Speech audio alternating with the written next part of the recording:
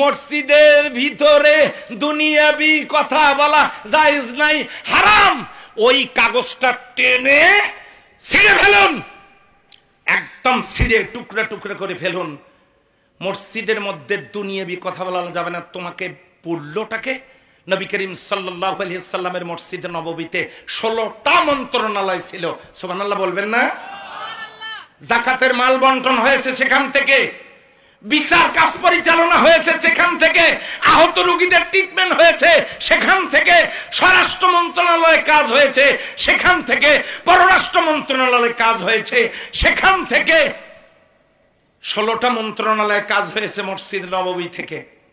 বরং মসজিদে লেখা দরকার ছিল মসজিদে ইসলাম বিরোধী কথা ও কাজ নিষিদ্ধ।